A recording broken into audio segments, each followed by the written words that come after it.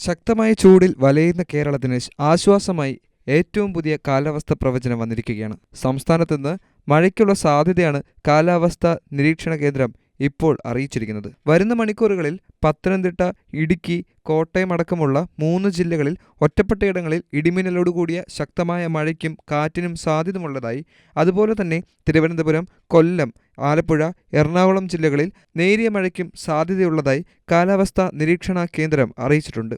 അതിനിടയിൽ ഇന്ന് കേരളത്തിലെ 4 ജില്ലകളിൽ യെല്ലോ അലർട്ടാണ് കാലാവസ്ഥാ നിരീക്ഷണ കേന്ദ്രം ഇപ്പോൾ അറിയിച്ചിട്ടുള്ളത്. പത്തനംതിട്ട, ഇടുക്കി, മലപ്പുറം, വയനാട് ജില്ലകളിലാണ് യെല്ലോ അലർട്ട് പ്രഖ്യാപിച്ചിരിക്കുന്നത്. ഇതിനൊപ്പം കള്ളക്കടൽ ജാഗ്രതാ നിർദ്ദേശവും പുറപ്പെടുവിച്ചിട്ടുണ്ട്. കന്യാകുമാരി തീരത്ത് ഇന്ന് വൈകിട്ട് 5:30 മുതൽ 1:02 മുതൽ 1:03 മീറ്റർ വരെയുള്ള കള്ളക്കടൽ പ്രതിഭാസത്തിന്റെ ഭാഗമായി ഉയർന്ന തിരമാലകൾ കാരണം കടലാക്രമണത്തിന് സാധ്യതയുണ്ടെന്ന് ദേശീയ സമുദ്ര പരിസ്ഥിതി പഠന ഗവേഷണ കേന്ദ്രം അറിയിക്കുകയും ചെയ്തു.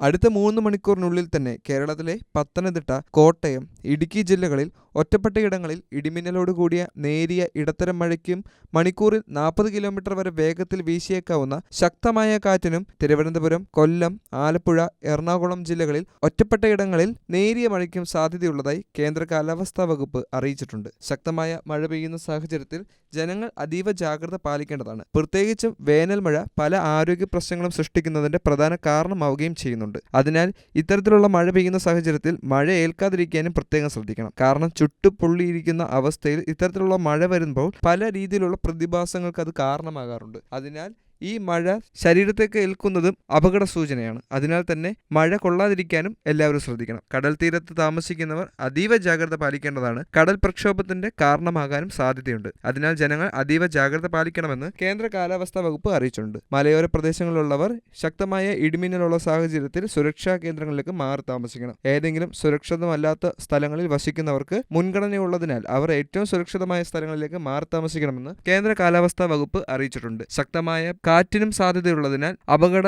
നിലയിൽ നിൽക്കുന്ന മരങ്ങളും പോസ്റ്റുകളും സുരക്ഷിതമാക്കാൻ നാട്ടുകാരും അതുപോലെ തന്നെ ഭരണാധികാരികളും ശ്രദ്ധിക്കേണ്ടത് വളരെ അത്യാവശ്യമാണ്. വേനൽക്കാലമായാലും മഴക്കാലമായാലും മനുഷ്യന് അനാരോഗ്യകരമായി ഇരിക്കുന്ന പല കാര്യങ്ങളും നമ്മുടെ ചുറ്റുമുണ്ട്. അതിനെയെല്ലാം തീർത്തും മാറ്റി നിർത്തി സുരക്ഷിതമായി ജീവിക്കാൻ നമ്മൾ ഓരോരുത്തരും ശ്രദ്ധിക്കേണ്ടതാണ്.